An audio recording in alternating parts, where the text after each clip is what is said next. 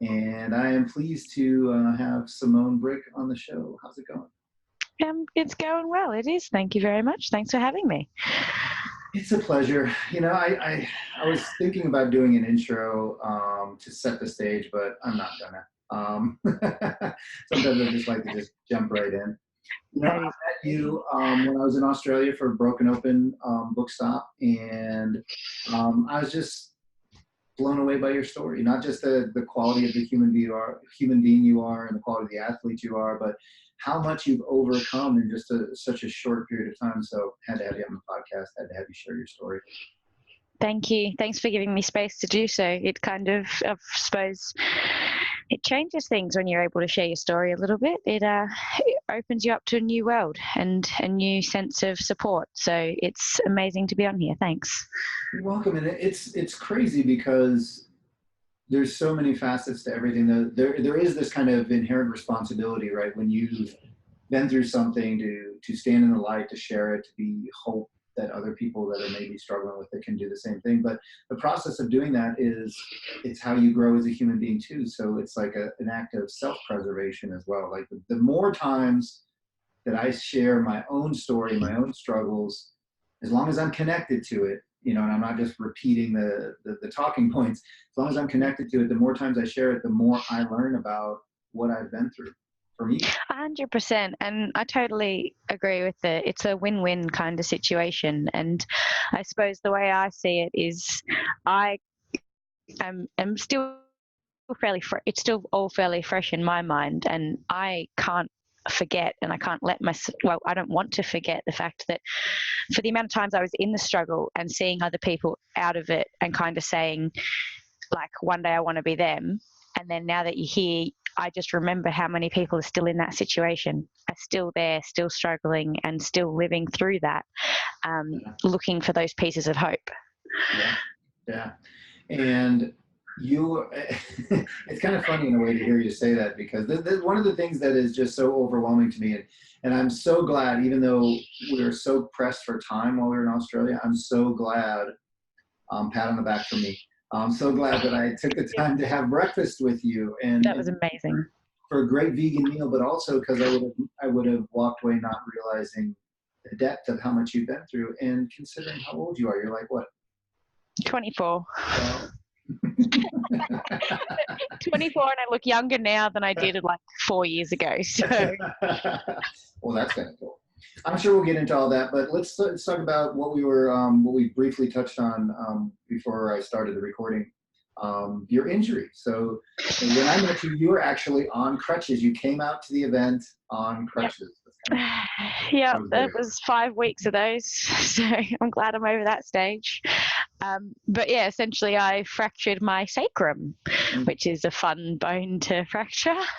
I did that in a mountain race in the New Zealand Mountain Running Championships back in, April now. So it's been a while, 13 weeks no running. And before that, I was on a 330-day run streak or something like that. So it kind of, it threw a spanner in the works. But at the same time, I look at the process I've gone through over the last 13 weeks, and it's been up and down and hell at times, but also I've come out the other side having learnt so much again. So if you are present in the process, it helps. Is this an entirely new set of coping skills and skills that are getting you through this, or are you falling back on things that you've established from the other stuff you've been through? I don't think I've a couple of new things, but overall it was just the fact that I used running to cope with with my previous struggles, and I've been running almost nonstop since I got out of hospital, and so it's kind of one of those things where I had a fair few days where I really struggled, and I've had a really crap time with PTSD and different things. And for the past 4 years, I've dealt with that by running. And so it got to the point where I couldn't do that again. And kind of one of those things where you look at the universe and you go, oh, okay, well, what are you trying to tell me? But it kind of keeps my streak going of I've never made it. All the toughest days of my life, I've made it through without running. And therefore, I don't rely on running to get through anything. Running adds to my life. It isn't a necessity in my life. And there were days where I was on crutches and I was like, okay, I feel like this. Normally I'd be out running, and I was standing there going, I want to run right now. And I had to find another way. And I did go back to essentially the same things that I went back to years ago to cope, but in a healthier way. So, for instance, there was one night after a really tough psych session about 3 weeks ago that I didn't know how to cope with I didn't want to cope with how I was feeling, and I wanted to feel different and alive again. And I have a very strong history of self-harm. And instead, I literally just it was freezing, to be fair. And I went for a walk in the rain, in the cold, in bare feet, in shorts and t-shirt, and the melancholy feeling and feeling alive. But I knew I wasn't actually harming myself. I was just being present in the moment and getting what I needed in sort of a healthier way. So that process and actually being able to do that was kind of like, at the time, sucked, but also looking back afterwards was going, hey, I just didn't revert back to old coping strategies and I still made it through. So yeah, I think that's such a great point, because our old coping strategies, the harmful ones, right? Whether it's literally self-harm or drugs, alcohol, acting out, whatever it is, those were learned too. yeah, Like that, and they served a strong purpose. yeah, and so like we don't have to, like, I think the beauty in that is that you don't have to have necessarily a pre-planned process to cope with everything that happens. You don't even have to have new ones. You just have to do something new. Like Yeah, the point is to not marinate in whatever's going on in life, to not sit there and just feel the, the the weight of it and the destruction of it, is to move in any direction that's positive. Like it just any action that takes you away from what's going on is the right one. that fits perfectly with kind of what I've come up with as being reflecting on what I've been through. The thing I was like, why did I make it out? Why me? And what did I do differently?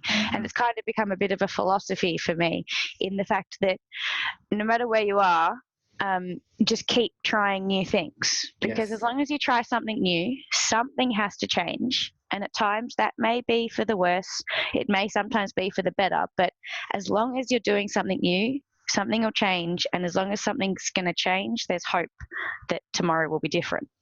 I believe that wholehearted. It's funny because I made a Facebook post maybe a week ago or so about, I had a friend who's dealing with a really tough situation. You know, and we all have that, right? Where sometimes it's something obvious like an injury that pulls us away from something we love, or sometimes it's a relationship ends, or we lose somebody, something dramatic.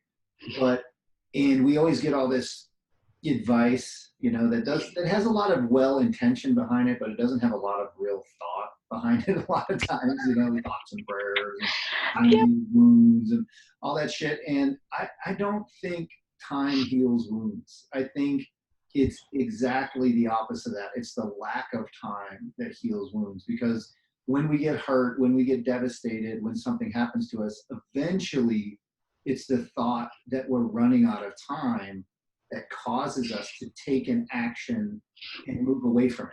This is too painful, or not, or some people carry that pain for the rest of their lives, and then the pain never goes away and they die with it. But it's that idea that like I'm on borrowed time. Like this whole life is rented, and I'm either going to waste another day, or today I'm going to pick up and do something new. And that's, to your point, like it can be anything. It can be a walk, getting in your car, driving, going to the gym if you've never done it, whatever the fuck it is. And it's that urgency. Like if we lived forever, we would never grow. Yeah. There And would be no reason to. and it's kind of one of the things where it doesn't matter if it doesn't work, because that just means you get to tick off something that doesn't work. Which is working. Which is working, exactly. That's progress. That's 100% progress. So, and oh geez, I was about to say something to what you were saying before, but it's lost me. I'm sure it was life-changing and pithy. Oh, trust me, not everything I say is. It's kind of, I have my good moments. So what do the sometimes. doctors say? Like, so you actually, this was kind of an acute injury, right? Like you fell. You didn't just. I can't run I because I'm wearing I too much. wish I kind of had a cut and dry fall, but essentially I slipped. It was a mountain race, so it was their mountain You championships. fell on your ass, literally. Yep. Well, I slipped. I kind of kept my feet, but in the action of keeping my feet, I whiplashed from my hips. So I remember Oh, like my feet slipping out from underneath me, then all of a sudden looking at the sky, my feet hitting solid ground again and like forcing me forward back down the hill. And the whole, imagine whiplash from your neck, and that happened from my hips.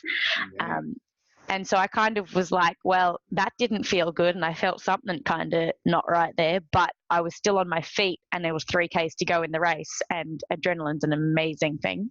So I didn't feel pain. I lost all power in what I was doing, but I didn't feel pain, and I made it to the end of the race. So we got there. Cool And down hurt a so lot. wow, where are you now compared to where the doctors? Like, what are the doctors saying? When can you return to running? And is it going well? Oh, well, look, in a perfect world, I would have been running It is a again. perfect world. It is true. Well, It's us that's off. originally I was told that the shortest it could be would be 6 to 8 weeks. Okay, so you're We like got, 4. yeah, well, no, I actually was like, okay, 6 to 8 weeks, but we got to the 6.5 week mark and it was still clearly broken. Um, Essentially, I didn't stay on crutches for 6 weeks. I stayed on crutches for 5 weeks, which doctor wanted me on for 6, but that 5 week mark was where I started having real strong PTSD triggers, Mm. and being on crutches was actually one of them, because that sense of helplessness and not being able to run away should I need to. After a trigger, I just wasn't coping with mentally being on crutches. So it's kind of that whole idea of having to look at it and go, look, I'm not a bag of bones and muscle. I'm an entire human, and I've got to take care of everything. And I'd been on them 5 weeks. So I was like, okay, well, what's the best thing for me in the moment? And it's kind of, it may prolong the healing a little bit, but I need to look after my mental health too. So the 6.5 week one came back still broken, and doc added another 4 weeks, and then I went back after 4 weeks, and it was kind of, we didn't get another MRI then, but my symptoms, like my muscles were still so tight and there were still so many imbalances going on and that sort of thing, that I knew when I went to the doctor that my body wasn't ready to start running again. I was asking, but he was like, no, wait. And that is this appointment coming up. And again, he wanted me to wait until this week to get the MRI. But after that last appointment, I actually started to feel so good so quickly, that I was like, I feel like I'm ready to run. So I had the MRI last week, which I'm actually super thankful I did again, because it showed that it was on its way and a hell of a lot better than 2.5 weeks ago. Right. But not quite. And having that MRI, as much as it was a week earlier than doctor wanted, it kept me slow for the last week. So it's made sure I didn't progress it on my own, or I didn't just forget about it and do too much. I've stayed very much in my cross training routine and not walking much and that sort of thing for another week, that I kind of probably wouldn't have if I didn't have What's the MRI, because I feel awesome. what's cross training? What are you doing? You riding a bike? Last week I think it was about 280 Ks on the bike, and same the week before. But I'm doing three water runs a week, so deep water running, and one That's 60 gonna minutes. build some mental strength. Tell me about it. One was 60 minutes, one was 75, one was 90, and I'm the sort of person where I don't do like warm-ups and cool downs in the pool. Yeah, no, I do like 3 minutes of each. So when I was doing like my 90-minute session, I think I was on a rep, like going hard for 79 minutes of it. Um, and I actually, I love, it's kind of one of those love-hate things where the harder the session, the better for me. And Yeah. like I did a 75-minute water run in a 10-meter section of a 25-meter pool at one point, and it was like, this sucks. That's awesome. So it's kind of, I get my mantras going in my head, and the water runs are where I go hard. I go real hard to the point of I've gotten out a couple of times and really not been able to eat for a while because my stomach's not happy. That's impressive, actually, because I don't know. I've talked to a lot of athletes, myself included, who have been prescribed water running, and people just kind of like meander through it. It's boring. They never really get their heart rate up super high. It is You gotta super work easy hard. to go easy. What's that? Super easy. It is super easy to do it easy and Yep. to like just get through it and do a session that you work a little bit but not too much. But I put my heart rate strap on, and I can't see my heart rate during the session. I can only see it after. And I have targets that I set for myself that I kind of, if I feel I'm going too easy in the session, I just imagine what the graph's going to look like. And I'm like, nope, that's not getting me to because I'm only 8 weeks out now from my national championships. And I haven't run in 13 weeks. So I'm And of about to course, try and pull off. you're going, and of course, you're planning on actually competing. Oh yeah, oh yeah. I'm about to try and pull off like a comeback of like an awesome comeback, and That would be in great eight stuff. weeks it'll be national champs. To be fair, I like with all this biking. I'm in gym doing rehab. I have an awesome strength coach in the gym that's working with me 3 times a week. Swim 3 times a week. Cycle 8 hours a week sometimes. So I know I'm fit. I just got to actually start running again. It is amazing how much fitness you can keep on the bike. I knew that, but I never really experienced it until now. So I can't, my body still honestly doesn't like running. Like with my Achilles injury, the time away from running was good for some parts of my body, but for actually running, it was the worst possible thing that could happen. Yeah. My particular injuries with what's going on with my SI joints and my hips and psoas and all that structural kind of stuff. The act of stopping running for a long period of time for 3 or 4 months actually set it back. Yeah. Yeah. Anyway, but one thing I've realized is that as I return to running and try it, and I'm able to do it occasionally, my running fitness has not declined. Like while I'm able to, it hurts the next day. I feel like I ran a 100-miler. But what I'm able to do on the bike and with other stuff, it's amazing how fit you can.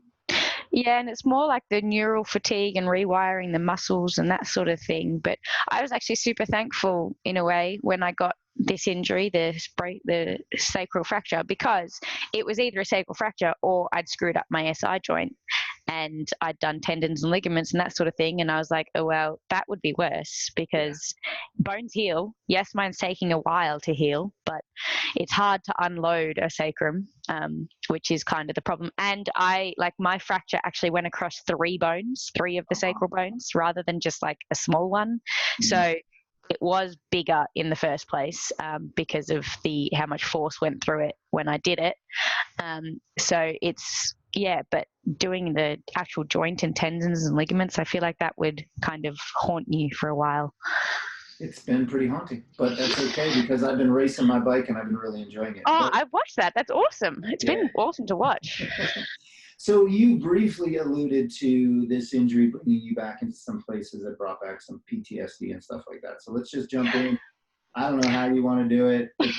Well, first of all, it wasn't actually the injury that put me back at all. That was just timing. Like that was just weird timing. Hence why I kind of looked up at the sky and went, universe, what the hell are you doing? It was just that it didn't help the fact that some of my worst triggers came while I was injured. So, yeah. Well, let's talk a little bit about where you started, because your journey, especially through some of the stuff you had to deal with mental health, is something that so many people can relate to. And your story in that realm is, I feel like in a way like my story of going from 320 to running Badwater is so extreme on both ends that it allows for a lot of space for people that, even if they're not in those extremes, there's a lot of room in there for people to learn something about their own self. And I feel like in a way that's been your journey with mental health. Extreme's one way to put it. It certainly is. And you're so willing to share it. So I know I'm not putting you on the spot because you've already told me, even though you used to sharing it on a big level. But let's just jump right in, Mike. Let's talk about when did you first start experiencing some things like that? First up, I was a young one. I realizing now I've just started with a new psych, and I keep telling him things that I was doing when I was young, and he's like, that's interesting to be doing at that age. But the first time, I suppose, looking back in hindsight, that I experienced depression was when I was about 13. So I was in year 8 at school, and I just remember from that time not feeling much at all. And that year was the first time I kind of turned to mum and first expressed suicidal thoughts, which, geez, I don't know how that would be as a parent, but that would be hard. That's so young, 13 years old. And what were they? What were those thoughts like? What? I had a lot of rumination, a lot of nightmares. I could not get into bed unless the light was on. We had music playing. I couldn't do darkness, couldn't do silence. And even then, I was having lots of nightmares of the house burning down, of mum being kidnapped, of all sorts of different things happening. And I think I felt such a deep sense of disconnection from myself, and being that young, a lot of it was surrounding mum and feeling reliant on her because she was obviously helping me at night and that sort of thing. And so I just remember waking up one day from a nightmare that I'd had, and I think the house had burned down and everyone had made it out alive except mum. And I just remember turning to mum and going, "Mum, if you were to die tomorrow, I would die too," sort of thing. Like, I'm not sticking around in a world that you're not in. Wow. Because that was what a lot of my mind had chosen at the time to sort of ruminate on. But for me, my experience was, and we're working on figuring out why all the questions were there, but I questioned every single thing I did, and it was always what's the point of this? Why am I doing this? Or just watching other people and going, why are they doing that? Like, what's the point? And I suppose in a young 13-year-old mind, asking what's the point of looking at people going to work every day in a suit and tie and working on counting money and that sort of thing. Yeah, exactly. I was looking at all that going, why would you do that? Like, what is the point? And if that's all I'm here for, and if that's all I'm ever going to do, then I'm not sure I want a piece of that. Because I didn't have any role models, I suppose, in sort of anything that really inspired me at the time. So all I saw were what I deemed to be miserable people going about the same routine every day and going, I don't want that at all. So you think that the suicidal part of it was from the dependence to your mom? Because I can relate to, I had panic attacks my whole life, especially as a kid. From as little as I can remember, I had terrible, years before I even knew what it was, which was terrible, because that even made it worse, because then I didn't even know why the fuck it was happening to me. Yeah. It was actually an emergency room nurse when I was 17. I mean, I was older before she even realized you're not going to. But but I felt that same kind of anxiety about everything. Like, so I can relate to that. Just house burning down, planes falling out of the sky, being kidnapped, like all the time. But it didn't, at least that I can remember, I don't remember it ever being suicidal. For me, sometimes it was the like going, okay, what's my one really deep connection to the planet right now? And it was, okay, mum. And so that whole idea of, okay, I know she can be taken away at any moment. If that was to happen, off I go. But it was also like, I did have those ruminating thoughts, and I'm not sure where they came from or what sparked them, but I did have those thoughts of looking at people older than me and people in their jobs that, for the most part, I saw weren't necessarily entirely happy or weren't vibrant about what they were doing, and going, okay, if that's all I'm here for, then I don't want to be here at all. And so, do you remember how you felt about you? Like, I was deeply disconnected from what I was doing. I didn't know how to be, because I was the ultimate chameleon at school. I was the person that could float between friendship groups and people, and one-on-one with a person, always got along really well, and I could make friends really well. It was interesting because I think I made the connection when I was about 5 or 6. I remember in grade 1, I didn't want to wear the girls' uniform to school, and I didn't want to sit with the girls because I didn't understand why. And I would very much question why they talked about what they talked about, because I thought it was stupid. And the fact that I could talk to them one-on-one and they'd be nice, but then in a group, it was all of a sudden different. And so I went and sat with the guys and went, yeah, these guys think simpler and it's much nicer to be around. And so I made that connection when I was like 6 of going, I'm just going to go sit with the boys and play sports because it's a lot more simple than dealing with groups where I'm just kind of standing there going, why are we talking about this? It doesn't matter.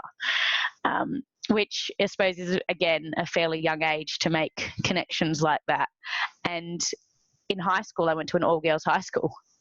So I tried to. No. So it kind of got rid of that. But I hated high school, and it was kind of, I'd been told my whole life that I was a little bit different. By adults in particular, because I did do very well in school. I did well in sports, but particularly I was meant to skip grade 5 because I'd already done the curriculum. So I remember from primary school, sort of, rather than sitting and doing stuff with peers, I was sitting in the back of the classroom doing the year levels at work. Right. And I was constantly doing. That's fascinating to me because to follow up on that question I asked you about, do you remember how you felt about you? Do you feel like, because obviously you're different, you were told you're different, you think differently, you're putting these connections together at a really young age, did that make you feel less than other people? It made me feel very confused because I questioned why. I'm like, well, what makes me different, and what if I don't want to be different? Because at that point in time, at that age, all you want to do is fit in. And so I hated being different. And so I'd already done a lot of year 7 work before I got there. But when I got to high school, I purposely didn't tell anyone and was like, I'm just going to sit here. Yes, this work is boring. Yes, this work is easy, but I'm just going to sit here and not tell anyone anything about what I can actually do, or try and not bring attention to myself that's not normal, or what's perceived to be normal at the time. And then by the time I sort of got a year into that and then got into year 8 and 9, I did have that sense of failing because I was doing that. And so, because I'd been told my whole life, you've got all this potential, you can do all this stuff, you can do amazing things. And then not my young mind going, but I don't want to, I just want to be normal, sort of thing. But then the other part of me questioning, but what could I do if I actually tried? So there was this like 2 sides of my mind battling along for a long time of going. And whenever there's that disconnection and there's that internal conflict, there's tremendous suffering. Yeah. And so I took a massive flip on the way I normally did, because I did try really hard at school still when we actually got assessments and stuff up until year 9. And then I remember flipping, and I started purposely failing things just to lower people's expectations of me. I would sit there in class and absolutely run amok, and I'd wag school, and I just tried a new identity on for a little while, as you do, because what got me out of, I suppose, the depressive episode when I was 14 by then, was telling myself, okay, try something new, and if that doesn't work and you get to 20 and you're still this miserable, you can leave the world then. And so I kind of made a pact with myself when I was 14, which is scary. I can relate to that in so many ways. Like, I changed my identity, and still do, I guess, but like outfits, like clothes, when I was, especially in those years, like I went from being like Alex Keaton on that show. Like, I don't even remember the name of that show. What was the show where Michael J. Fox was on? I don't know. I went from that, from like wanting to be like this little young Republican businessman. You know, I was reading business textbook and management books when I was like a teenager, and then I became like, I'm going to worship the devil. Like, literally, I want to worship the devil. And then I'd be like, religion, and it was crazy. And it was that searching, which I think is pretty normal, but maybe not to the extremes. But the reason I was asking you that real quick is that I don't think that I learned how to love myself until I was in my 30s. like recently, like, and maybe even more like 40, honestly, like a few years into my sobriety. And I think especially when there's suicidal thoughts involved, but whenever there's any kind of massive emotional suffering, the only kind of love that matters in the world is self-love. And because even if everybody else loves you, you'll never experience it without self-love. And so me, I just lost a friend to suicide. And yeah, it happened while I was in Australia. That's right. Yeah. And like at the funeral, you see all these people and everyone that loved Walter, but he never saw it. He never saw it because he didn't have that for himself. Yeah. The journey, when you even just start to find some love for yourself, wow, that changes things. That is a huge change to go through. So it takes different things for different people to get there. So it's kind of because of the circumstances that happened over the next few years of my late teenage years, it kind of, I was not forced into, but I was able to find that a lot, I suppose, well, younger than a lot of people. So where did this eventually take you? Because this started manifesting itself in really big ways for you. Yeah, so I eventually, by the time I got to year 12, I was kind of having those panic attacks. Like I'd been having panic attacks, but no one had put a name to them. And then they became just more obvious. And so I was seeing the school counselor and all that sort of stuff. But essentially, at the end of high school, because I'm also the sort of person that sort of thrives on structure. And I had the structure of school. I had that keeping me going for a long time. And it got to 2013, which was gap year. And for context, at this point, by the time I finished school, I was about 95 kilos, which I think is about 200 and something pounds, 210 maybe. It's incredible. I saw, you told me that when we were having breakfast, and I was like, what the fuck? Like, and then I had to, you've posted a few pictures on your Instagram. I had to look back through and make sure that I'd heard it right, or I thought maybe you just did the conversion wrong from kilos to pounds. But no, that's right. It's like for people that are listening in the States, there's actually a picture I posted recently, if people look back. Crazy. So yeah. You were medicating with food. I was by that point, yeah. So I was always big, though. That was another part of the deep disconnection that I had, was because I was super duper sporty, and from the time I was 11 to the time I was 12, I think I packed on like 20, 30 kilos, and I was knocking on the door of 80 kilos by the time I was 12, 13. So I was always big, but at that point, I didn't change how I ate at all. It was my body changing without me doing anything, which gives you a very huge sense of loss of control. Especially when I imagine myself, I've always had an athlete mindset, and I was going for state teams at different sports and that sort of thing. So that was really hard. And then when I got to year 12, I just kind of gave in to every excuse that everyone was already giving me, which is you're big boned and you're this and you're that. And kind of, I just started to subscribe to it. And food then did become my comfort. And I did start overeating, but not until later than it looked like, at least from the outside. So in the States, and I'm not sure if it's this way there, but like they would have had you on a treasure trove of mood stabilizing drugs, and I hadn't seen a doctor yet, so no one had a chance to put me on anything. Okay. So I was wondering if the medications had anything to do with that, but no. Yeah, no, not at that point, because I literally didn't see a doctor until I was 18 in this year I started 2013 at 95 kilos, and it was kind of, I took a gap year from uni. I got into a double degree and then took a gap year. And I kind of, in my mind, I was like, okay, this is my year to get fit. Doctor's telling me to lose weight. I'm going to make some money and I'm going to get fit. And I suppose with the mindset I was in, as soon as I started to lose weight and started to get accolades for that and started to feel better, and I realized, hey, this is fixing me, the very scientific side of my brain kicked in, and it kind of went, okay, the less I eat, the more I lose. Therefore, that works, and I just stopped eating. And then the addict part that we all have said, hey, if a little of this is good, A A lot. whole bunch of it is better. Yeah, and it's amazing. This is what's taught me now the value of nutrition, because it is amazing the way the mind changes when you starve it. Yeah. Because they've done studies to prove that you can take a normal, healthy person and put them and starve them, and they'll start showing the same symptoms of eating disorders that anyone that sufferers So do.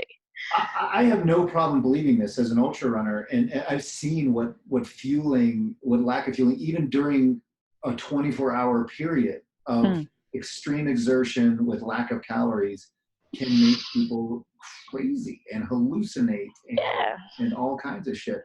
And for you, excess was excessively not eating, Yeah, right? so I Whereas kind of look at it now and I'm like, wow, I was prematurely training for ultras. But, prematurely training to DNF a lot of ultras. yeah, tell me about it. Although I kept going. Yeah, Of so I course, that's what essentially, I always say whenever I'm spectating in an ultra. I scream at everyone, "Eating is cheating." But that's all I'm yeah, saying. well, yeah, I made it a fair. I got to the point where I did start running at that point, but it was like punishment and it was horrible and I hated it because I'd never run in my life up until this point. And I'd played sports but not run. And I can remember the longest I went was 6.5 days without food. And on that last day, I did go for a run. And I remember collapsing like 3 times on about a 5K run and getting up and going, nope, you can keep going, and going again. And it's kind of, does that looking back now, like, yes, that's a very horrible situation, but that kind of almost gives me a sense of the fact that my body is amazing at how it looks after you and keeps going, and it just does anything to survive. So to cut a long story short there, essentially I went from 95, so 210, to under 100 pounds in just because to about, I think I bottomed out at about 46 kilos by the end of that year. So you lost 100 pounds. Yeah. As a teenage girl. Yeah. Who's how tall are you? 170 centimeters. And so, yeah, I did that over the course of about 10 months. I'm American. I have no fucking idea how tall that is. Oh, 5'7". 5'7". We don't learn anything like that. 5'7", which is 170 centimeters. That's crazy. That's crazy. Yeah, so when did this come? Because this eventually came crashing down. Whatever. You ended up having to be institutionalized for this. Right? Yeah. So I did in that time have one suicide attempt, and that got me on the acute cardiac unit for 6 days at a hospital. But they actually sent me home because there wasn't enough resources or beds to help at the time. Because my weight wasn't low enough. So I got sent home and lost a lot more weight again, unfortunately, because eating disorders, there's just not the resources out there. I then spent 8 months in a treatment program, and it took me 8 months to gain back 8 kilos, or 8 to 10 kilos, which is what, like 20 pounds. Took me a whole 8 months to do that. And that was a process. That was actually where I did start to sow the seeds of learning about self-love and that sort of thing. Because the program I was in, we were doing Tai Chi, we were doing mindful eating, we were doing classes on self-identity and classes on inspiring humans and self-image and how to set goals and how to problem solve. It was actually an amazing program, and I spent a whole 8 months there, Monday to Friday. So that was amazing in terms of just learning life skills and recovering from the eating disorder as much as I could with that much help. But essentially, I left that treatment center on top of the world again, going, okay, I'm allowed to drive again. I'm allowed to exercise again, because I went 8 months to zero exercise in order to do that. And then it was only about a month and a half before we kind of realized, or it became very apparent, that we'd treated the eating disorder, which was a coping mechanism, but hadn't touched what had caused it. And so I ended up, by this point I was on a couple of medications, and then I ended up in a psych hospital, so a private psych hospital, admitted there. And the next sort of 6 months, no, it would have been the next 12 months, I would have spent about 6 months living in hospital. It developed from depression and anxiety and dissociative disorder, which is possibly one of the scariest disorders I know, because I would just lose gaps in time. And in those gaps in time, I often ended up self-harming. And so I was constantly carrying around this question of, if I can lose time and harm myself, what happens if I lose time and harm someone else? Wow. And so I would put myself in hospital going, no, you need to lock me up so that you protect everyone else around me. And even though I didn't want to be there, but I felt I had to be there because I was losing these gaps in time and harming myself quite severely in those gaps in time and not remembering it. You'd just wake up and you'd be... It wasn't even a waking up. It's kind of, so dissociations happen when it's a really awesome, it's a very interesting way the mind copes, but essentially when emotion becomes so overwhelming, your brain just kind of switches off to the whole, and you kind of, sometimes it would be as if I was like sitting above myself, viewing myself and what I was doing. And other times it was just, I would lose time, and my poor parents, I apparently would start talking about myself in third person and be saying, Simone's not home, and that sort of thing. And when I come to, it would normally be like, and I think that was why my mind was reverting to self-harm, was because I'd come to sort of in the middle of the act or at the end of the act. And so the amount of times, unfortunately, I've like sort of become back into sort of a conscious awareness is sitting on the floor of a public bathroom, absolutely covered in my own blood. Which, that's fucking crazy. Yeah. So do you think it really was that that was almost like your body brain's way of bringing you back was by causing harm to yourself, almost like trying to wake up from a nightmare, right? That like you pinch yourself, right? That's the cliche, like I pinch myself so I wake up, but your body, you're literally inflicting pain on yourself because you need to find a way back. Yeah, well, because for a long time, I suppose I'd been still using pain to cope without even realizing for a long time, because that's the thing about self-harm, and pain is powerful. Pain is very powerful. And emotional pain, though, it doesn't make sense, especially when you don't understand why. So it's one of the things where you can be in so much emotional pain and there's no cause, there's no cure, and there's nothing along those lines. It's not linear in any fashion. But a physical pain, you can feel it, but you can know why it's there and you can know how to fix it. And for someone in that much mental pain, that is comforting. And that is a very powerful coping mechanism to get you through the day, because you're constantly questioning, why do I feel like this? And for those moments that you're in physical pain, you know why. You know why you hurt. And often we just want to know why we feel the way we do. We want an explanation. All humans want an explanation. Yeah. And so a lot of the time it's trying to stay connected to the moment. And so I think it was partially because I was using that coping mechanism already. And then when I was losing time and sort of not aware of what I was doing, it's kind of, you revert to the most powerful coping mechanism you have. And so for my mind, that was self-harm.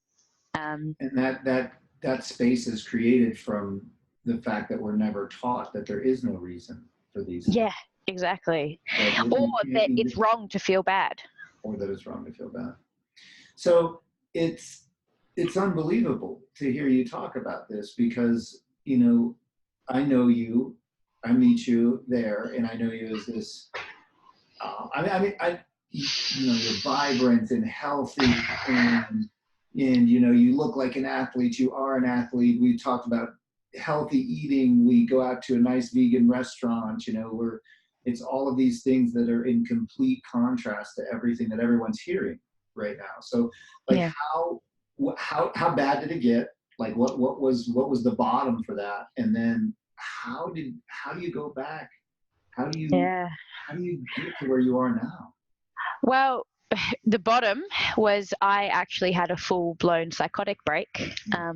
And so kind of my 14-year-old self played into that a little bit, because the closer my 20th birthday got, which, if you remember, is the sort of timeline I gave myself for, if you still feel this way, you've got all the permission in the world to leave the world then. And so 2014 in August was my 20th birthday. And the closer that got, I was internally fighting. I wanted to live. And the way that manifested itself was that even though I was fighting back, I just lost more and more control of my mind. And so I was seeing flowers were cameras. If a light came on and off above me, I believed it was a sign to me. I thought the TV was talking to me, and I stopped talking for a while there because I thought people could hear my thoughts. And so I thought that anyone that told me that they didn't know what I was thinking was lying to me and therefore against me, and I became paranoid that they were trying to hurt me. And so essentially, and I knew this was happening. That was the hard part. I knew that I was getting worse and worse, but I was like, people didn't, because I was, I suppose, in some ways so self-aware that I wasn't there in a way. I remember going to my psych and going, I'm getting worse. This isn't good. Please put me in a hospital. And he kind of said, oh, well, we'll just see how it goes. And that ended in me having multiple surgeries to repair nerves in my arms. And then essentially about 3 days before my birthday, a full-blown crisis admission to a public ward this time. And so I got put, and public and private hospitals are very different, because private, you have always voluntary patients and you can always check yourself out at any time. Public, I was admitted as an involuntary patient. So I didn't have any say in what medications I took. I didn't have any say in when I could leave, what I could do. But I was psychotic at the time, so it kind of didn't, I wouldn't have been able to anyway. But how that manifested itself is that my main delusion was the fact that rather than the story being me killing myself for myself when I turned 20, my brain completely twisted it to try and use it against me in a way of saying, if I lived past 12:20 a.m. on my birthday, which is the time I was born, that my entire family was going to die. And I believed that to my soul. And so it literally became a mission of, I have to die to save my family. In my mind, that's what it became. And so they admitted me onto just the general ward, the general public ward. And I lasted there about one day before I had kicked down the door of the bathroom. I had broken the shelf off the wall to get access to the nails that were holding the shelf in. And if all else failed and they wouldn't, and they found all that eventually and took all that off me after doing a bit of damage. And then they took everything else off me, and I would just walk around the ward whacking my head as hard as I could on anything and everything. So essentially what that ended in is I got secluded. So seclusion, you kind of get put in a white room with a bed, and that is literally it. And I also had a special where they just sit someone in the door 24 hours and just to watch you, and they just watch what you do. And I remember this entire thing now as if I was in the corner of the room watching myself, which is kind of, and I look at it and I go, wow, and I look at it now as just proof of the power of the mind, because I would walk in circles around the bed and there was a few sharp corners where I would whack my head on again. And people would come into the room, nurses would come into the room and try to reason with me, but I just was not reasonable at all. And what it ended in is, and this is actually one of the sources of my PTSD, is I just remember 5 nurses coming in, and you kind of get one on each ankle, one on each arm, one with my neck, and then they had to flip me over, pull my pants down, and they inject you with sedatives in the butt. But I was so far gone that the first dose they gave me didn't work at all. So they did that twice. And the second one started to work. And then from there, all I remember, which is kind of almost from the movies now that I think about it, I was lying on the bed, like sedated out of my mind and just fighting the sleep that was about to come. And I had hit my head and cut it in the middle. So it was bleeding quite a lot, because you know how above the eyebrow kind of bleeds a lot. Yeah. And I was absolutely pissing myself laughing while writing on the wall in my blood. And I kind of look at that image and go, I don't know. I don't know how it came to that or what it came to. And then essentially the next 24 hours, so my whole 20th birthday, I was blacked out. I was kind of just sedated through. So I suppose you could say that was rock bottom in a way. Sort of, because that was August 2014. I spent the next week in a high dependency unit where there was 6 of us. Do you remember Only what day it was? Thrown from ice. Pardon? Do you remember what day it was? I'm just curious. That day was my birthday, my 20th birthday. Which is what day? To August 26th. August 26th. Okay, I was just curious. No, it's all right. So the only reason I remember the day is because it was my birthday.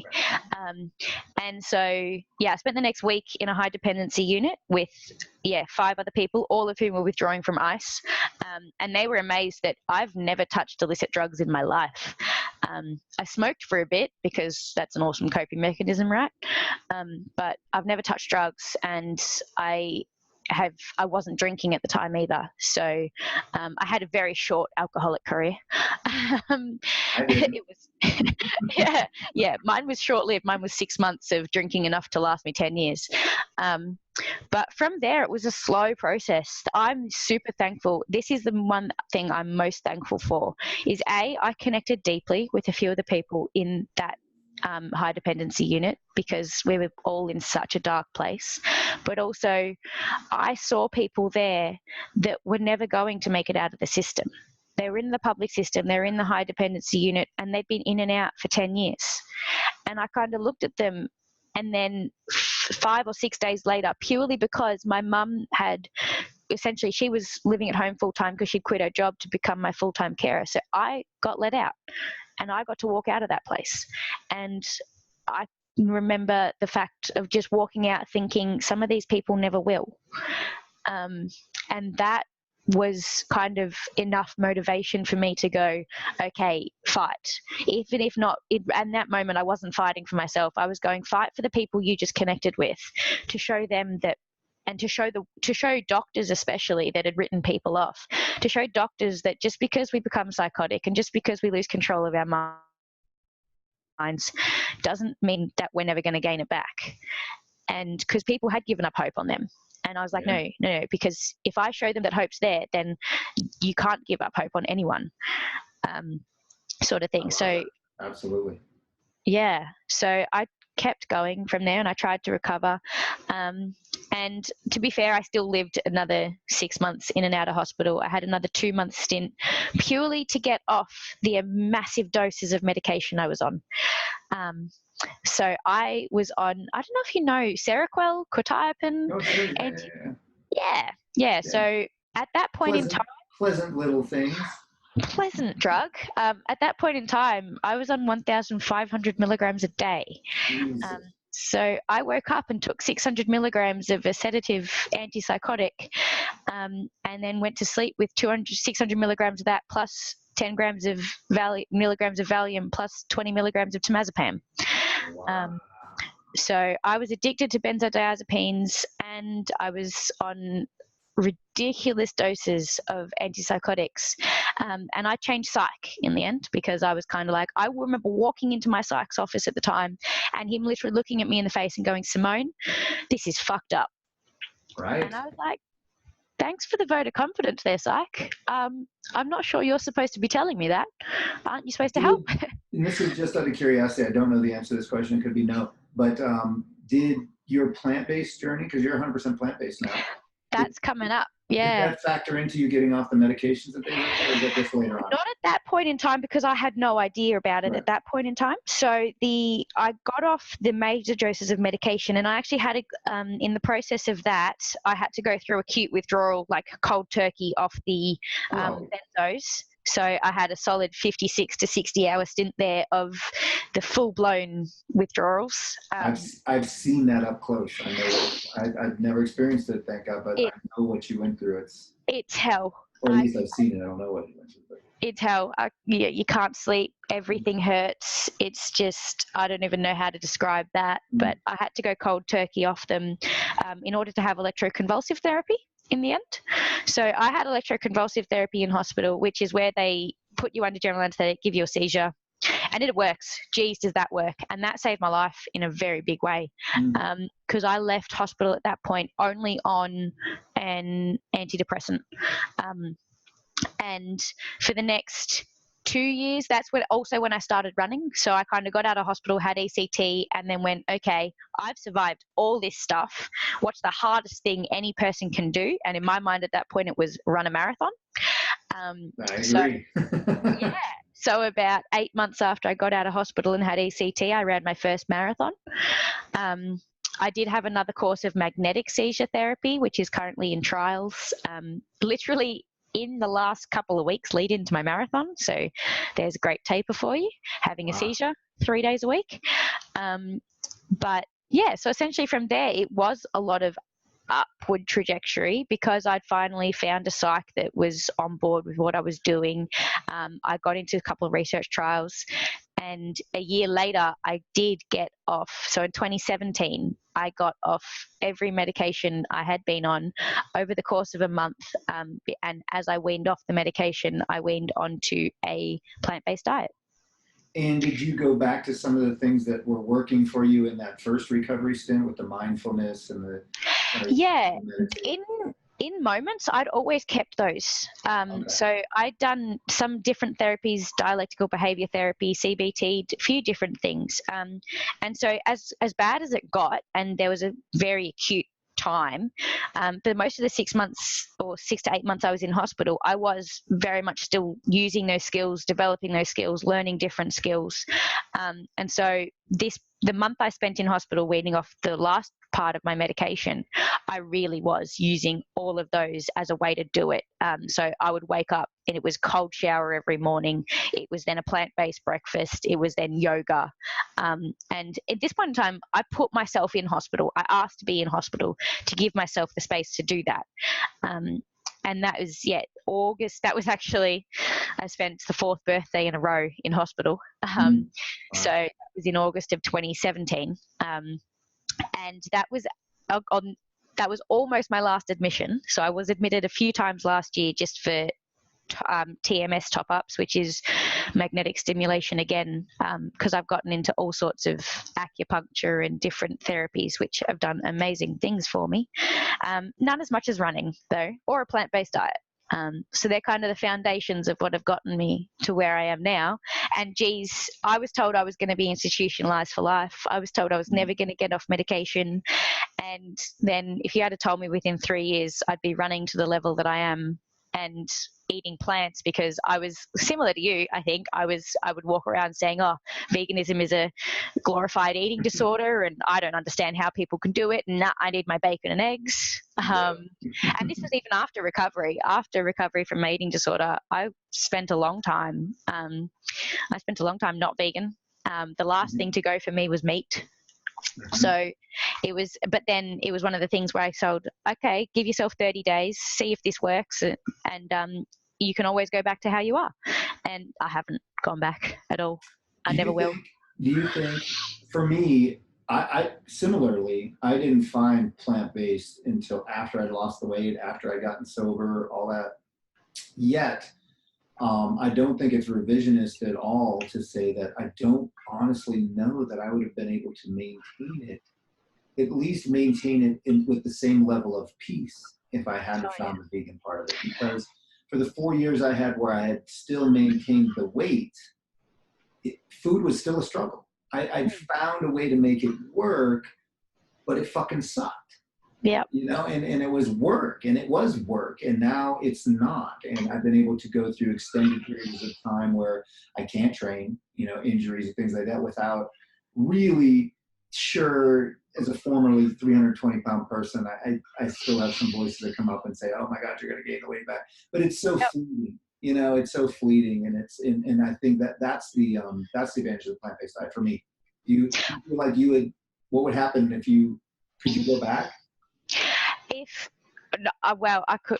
I get the same fears of, oh my gosh, I'm going to gain all the weight back. Oh my gosh, I'm just going to like go back to how it was. I'm very thankful I didn't go vegan any earlier, because I needed that time to recover from the fear of different foods. And so I needed that time to recover from anorexia without being on any strict diet. And I don't think I would have fully recovered, or I don't think I would have reached the point in recovery that I did if I wasn't in the mindset of I can eat everything and there is no such thing as being scared of any type of food. Because when I finally did go vegan, which was years later, it was out of choice. It wasn't out of, I feel I have to do this or I'm doing this to restrict. It was me going, what is the healthiest thing for me right now? And that was super empowering, to be able to look down at a plate and go, I am choosing to put this in my mouth. I am choosing to eat this, and I'm choosing it knowing it is the healthiest thing for me. And it was actually a hard act to make, in a way of going, this is what's going to help me live longest. Because for a long time, I've been purposely taking acts that would make my life shorter. Yeah. And the idea of living a long life has always scared me, because life's freaking hard, right? Mm-hmm. So it's kind of what's one of the biggest things that came out of a lot of what I did, which is why I went and got my skydiving license, and I went and did a whole sorts of things, is it became a sort of thing of, if you fear it, do it. Right. And the ultimate part of that yeah, but the ultimate part of that for me, well, that includes if I fear running, run, but also if I fear rest, rest. Yes. But also the ultimate part of that is, at the time when I made that, and still to this day, I suppose in many days, I fear life, and therefore I have to live it by going by that mantra. So I found a way to use that for good in every situation. I'm fascinated by that, because I get what you're saying with how you had to learn to navigate the old way so that you could go to know. You needed that confidence, you needed that mechanism. Yeah. Yet for me, there's this other thing that's like, I feel like that's only true because, and you can tell me I'm full of shit, but because that was a part of your old life, because there's nothing natural about eating meat and dairy. You know what I mean? Like there's nothing natural about it. So I don't think that, we really do need to learn how to do it responsibly in a normal circumstance. In normal circumstance, I 100% agree. But when you've got an eating disorder within you, it's kind of, wouldn't have earlier, it wouldn't have been a healthy choice on my part. It would have been a choice of the eating disorder, and I forever would have viewed it as, this is helping me, this is feeding the eating disorder and not myself. So it would have been, and I have to. And you would have felt that way even if you were introduced to plant-based eating, not as a means of losing weight, but as a means of healing your body and putting the foods in your body that it was designed to eat. See, I could have outwardly very easily tried to convince people it was that way. But I think internally it still would have been that bit of going, this is a way to control myself, and this is a way to control food, rather than looking at it as I look at it now, which is kind of, I don't have to control food and I don't have to control anything. And it's a lot more freedom. Of what food is. Yeah, definitely. Like, my definition of what food is has changed massively. I'm now studying purely to study how exercise and nutrition heals the body, because I think it's stupid the way we go about things sometimes. So do you think there's any value in, what I'm curious is that I would think, and this is not my area at all, but that my first reaction would have been, and you're causing me to ask you about it, that for people that have eating disorders, who are where you were, who have that unhealthy relationship with food, I would think that access to a plant-based vegan lifestyle would be a tremendous positive to curing or helping get past that. But you're saying kind of the opposite. I definitely think nutrition plays a huge role. But until that nutrition choices can be made in a healthy way, ideally, yes. Ideally, in my mind, yes as well. But I think there would have to also be some instances where you did eat meat, not necessarily every day, or you did eat meat and you did eat dairy, just to prove that you weren't making these choices out of fear. And it wasn't a choice of, I can't eat that. It was a thing going, no, you can put that in front of me and I can eat it. I choose not to. Whereas in the eating disorder mindset, it would be creating rules, any sort of rules around food. It would then become putting food in front of them and going, I can't eat that. Like that's an impossibility because of fear. Whereas it's very different coming from it in a place of choice. I get that totally. And that's why that's funny. The nuance there exists for me in dealing with helping not with people who have food addiction from the perspective of overeating, dopamine, pleasure trap, all that stuff, is that you can't use plant-based eating as a set of rules designed to restrict what you're doing. Like you can't do that. Like well, because what you have to do is take all of these things that you were eating and understand that they're not food. They're not, they're poison.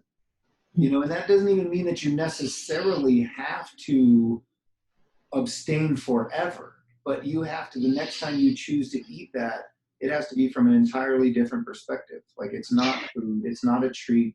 You know, you may choose like the mechanism for it's completely flipped. Like it used to be like the healthy eating stuff was something I had to do so that I would live longer, so I'd be healthy, so I'd be thinner, you know, blah, blah, blah. It was a fucking chore.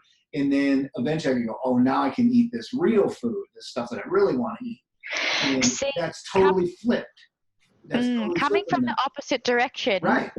For us, it was kind of, I've been in both situations because I was binge eating and I was addicted to food for a long time, and then it was the opposite.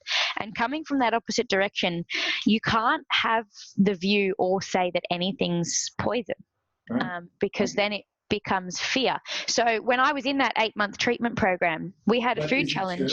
Is it true in your head? Not now, but I wouldn't have been. Is it Big Mac poison?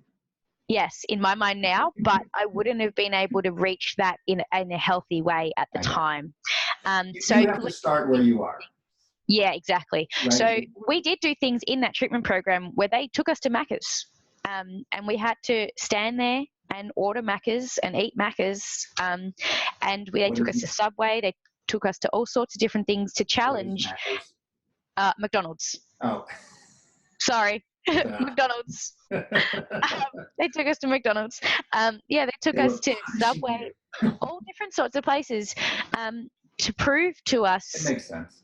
So that we could prove to ourselves that it's not going to kill us necessarily, and to prove the eating disorder mindset wrong. Because what was going to kill us was our mind, and what was going to kill us was the eating disorder.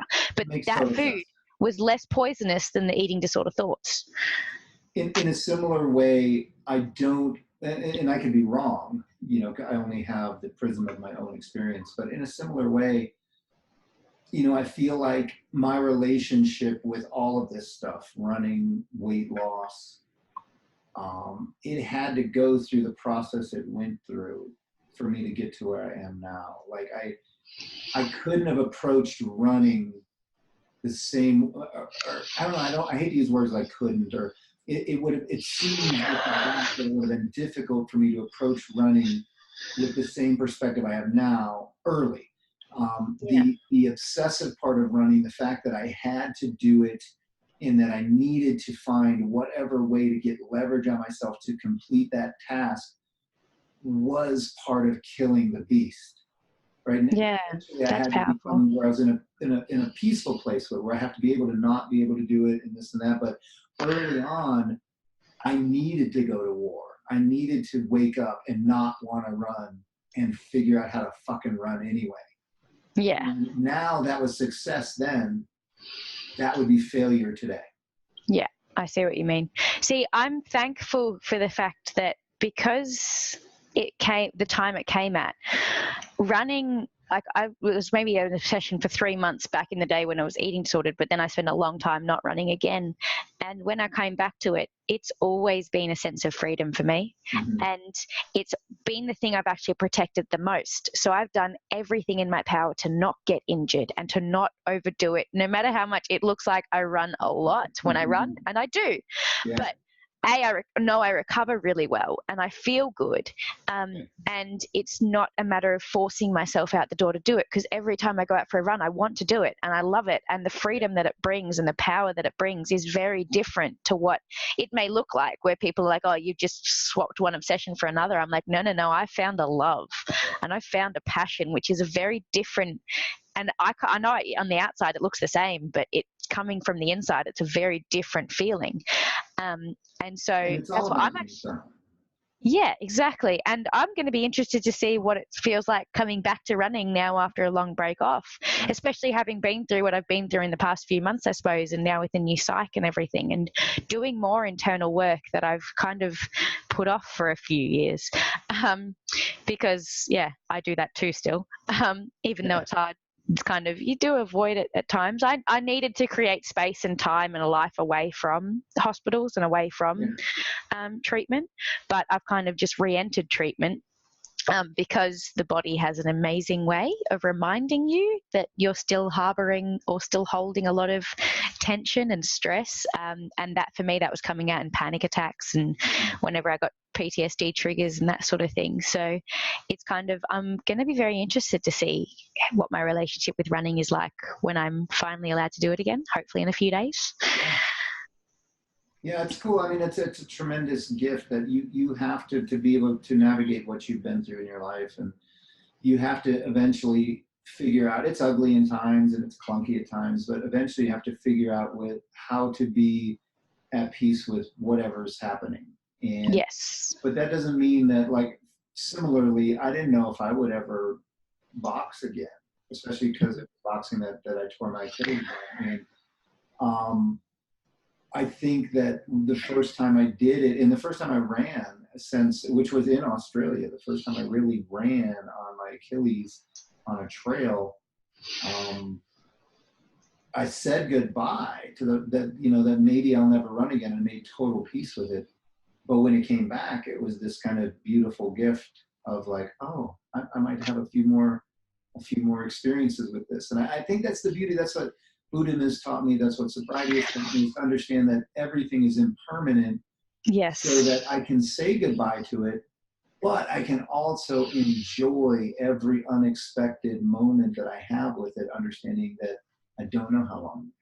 Yeah, and it stops you holding on to it so tightly. Yeah. But also just that the knowledge that, like, because you know as well as I do how well the human body adapts and the mind adapts. And so it's kind of that knowledge of going, I don't need this. I know that I can survive the rest of my life without it if forced to, if I have to.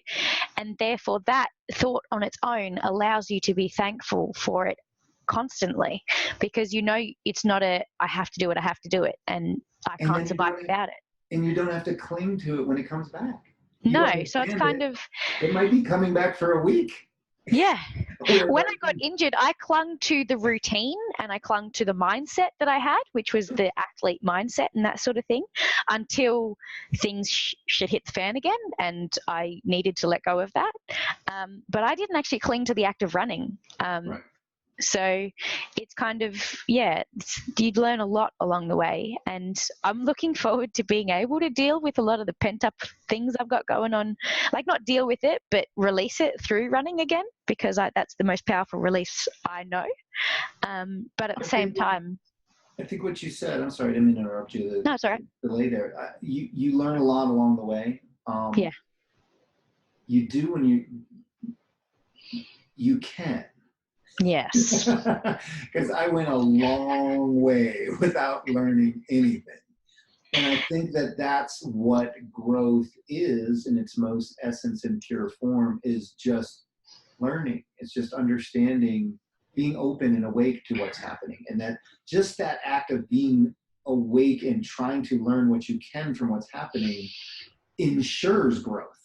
Like that is growth. That's it defined. Yeah, for me, figure about something positive. It's just you're awake to the experience. Go ahead. I'm sorry. Oh, no, I was going to say for me, a lot of that is coming from being awake to other people's experiences too, because I've been a very acute observer of other people, more out of a need to protect myself for a long time. But by observing other people, I've came to the realization of going, everyone's very good at looking at someone making a mistake, but then having to make the mistake themselves before they learn. Yeah. Of making up in my mind and going, okay, no, how can I learn from other people's mistakes without having to make them myself?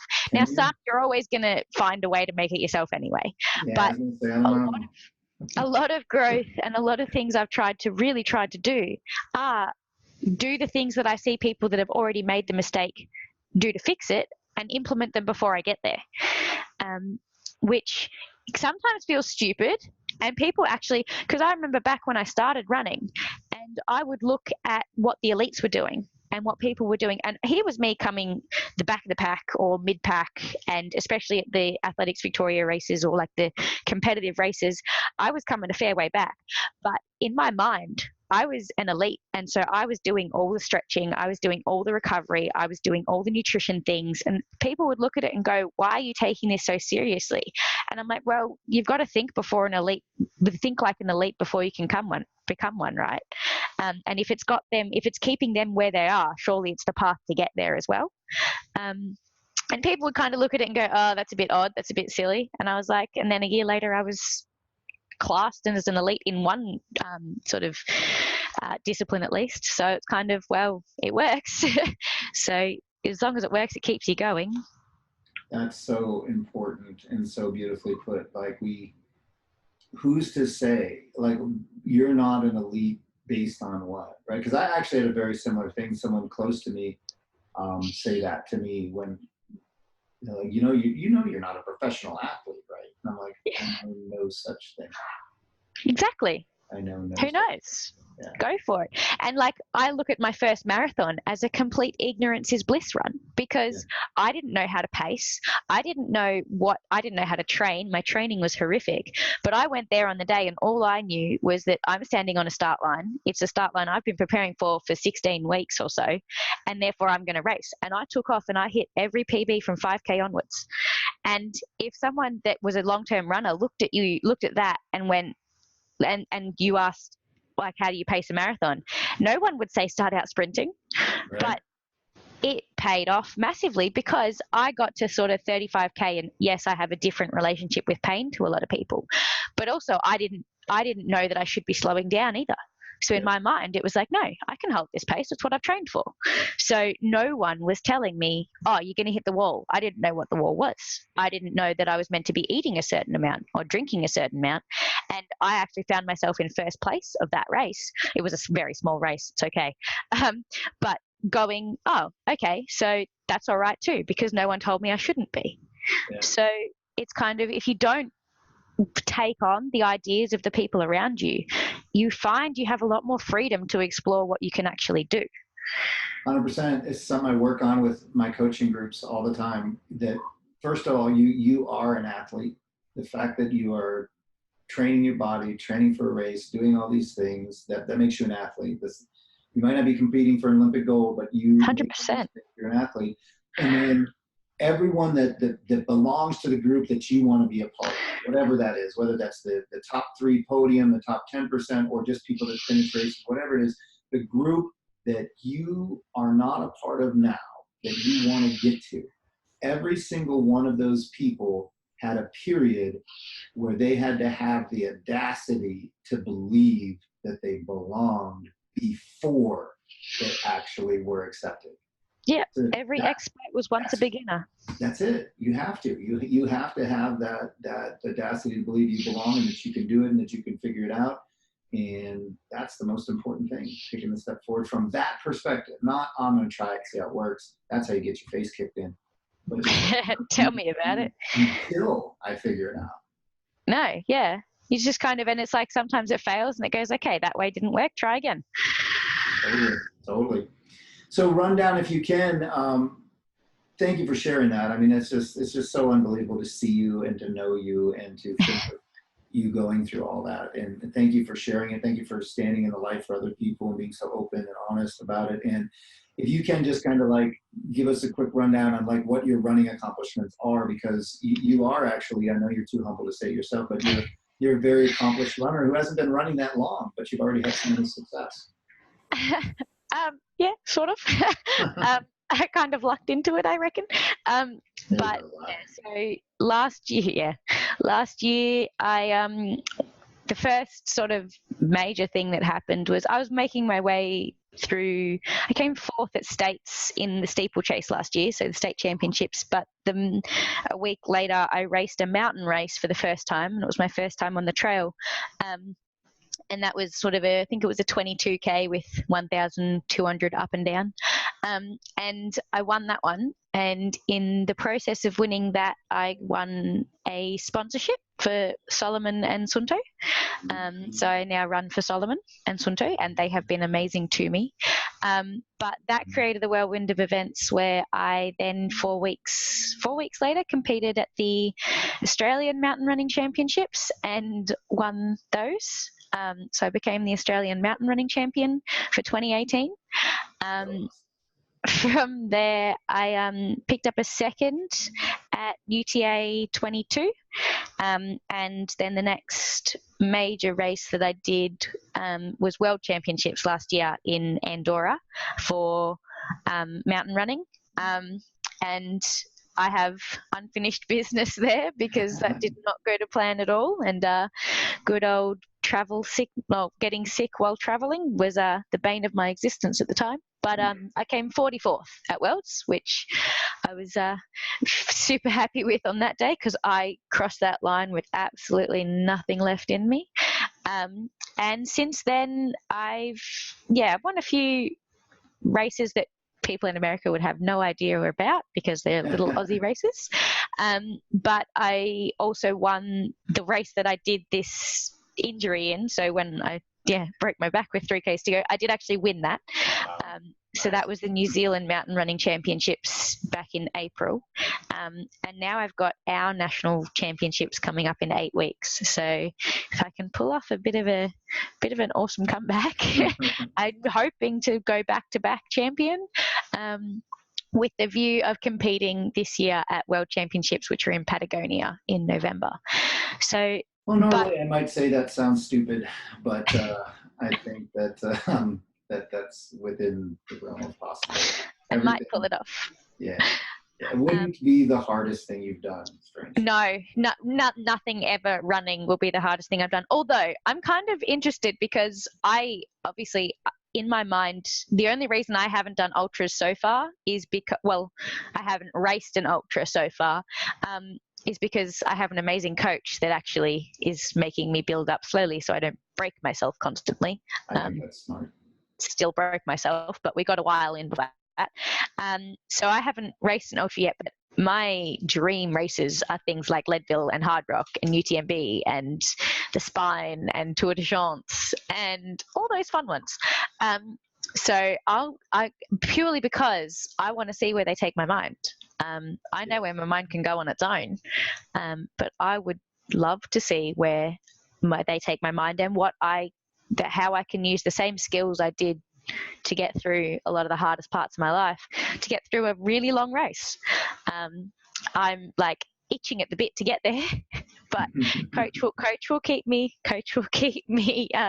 down where I need to be for a while. And then eventually the heart wants what the heart wants. So I'm bloody well going to get there.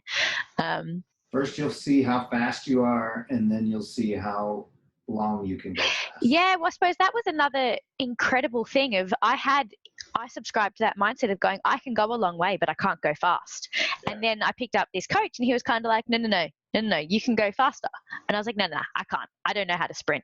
And then sort of since then, I've hit times like I'm now in the 36 minutes for the 10K and I'm like knocking on the door of 10 minutes for 3K. And it's kind of, you don't realize, like I didn't try before. So I didn't try to run faster. So of course I wasn't going to run faster. And I was telling myself that I couldn't. And then all of a sudden I had someone else that believed that I could. And then me going, oh, well, what am I scared of right now? And if I fear it, do it. And I was like, I fear going shorter because that stuff hurts. So that stuff, there's nowhere to hide. So, and if you make a mistake, then it makes or breaks a race. So one mistake. So yeah, it's actually an incredible journey to go on its own. Is trying to do the short stuff as fast as I bloody well can, as fast as these little legs will take me. But yeah, the dreams are much bigger. Well, I'm looking forward to following all of it, and especially when you come out to Colorado here and tackle something like Leadville or Hard Rock. Yeah, and Hard Rock, yeah, buddy. Awesome. How can people find you? I don't know if you've seen, I've just created a blog. No, I haven't seen it. Oh, well, that actually goes into a fair amount more. And actually, because I'm doing a challenge at the moment to raise funds. I saw the push-up challenge. Yeah, I'm doing the push-up challenge to raise funds for a organisation called Headspace in Australia that offer either free or low-cost mental health services. And I use their services a lot. So I'm doing a push-up challenge that involves 3,128 push-ups over 21 days. And that number is 3,128 because that was the number of Australians lost to suicide in 2017, which amounts to one every sort of 3 hours, unfortunately. So, yeah, I'm doing a push-up challenge. And as part of that, I actually started a blog. And that blog is at www.stillwerise.com.au. So, yeah, stillwerise.com.au. Don't forget the .au. And it's my blog, so it's got my story, but I will be putting up anyone else's story that, like, everyone's story deserves some space and to be heard. So I've already put up one friend's, but the way I'm doing it is over the 21 days, I'm going through a day of my life that I've sort of lived through, that I know many other people have lived through similar, and to kind of just trying to open the curtain on what people are going through every day. So far I've done dissociative disorder, depression, living as an inpatient. I will be going through a day in the life of psychosis. I will actually be addressing, which I've managed to skirt around today again, which I have an awesome way of doing, why I've had such PTSD triggers, and what was the cause of them. I'm very good at, my brain is still in that protective mode of skirting around, which I've been open and I'm opening up about it, which is the process I'm going through. Which has proven to be difficult but worthwhile as always. Just because when it's hard, it's good. So I will be outlining that sort of thing. But yeah, it's a daily blog at the moment that will turn into a weekly blog after the challenge. And then my Instagram is flying_brick13, because I picked up the nickname Flying Brick by running a race that was sponsored by a cider company called Flying Brick Cider, and my surname's Brick, obviously. So I'm a flying brick.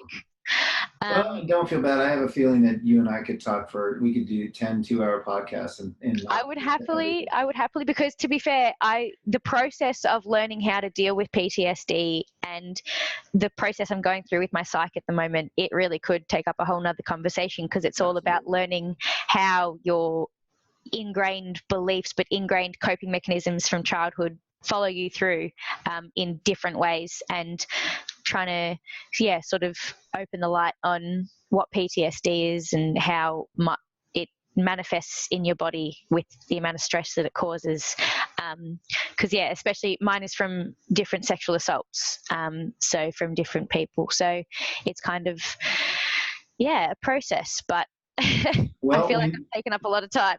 No, it's once you win the national championship, your unlikely national win, then we'll do that podcast in person. Because aren't you coming to Oz?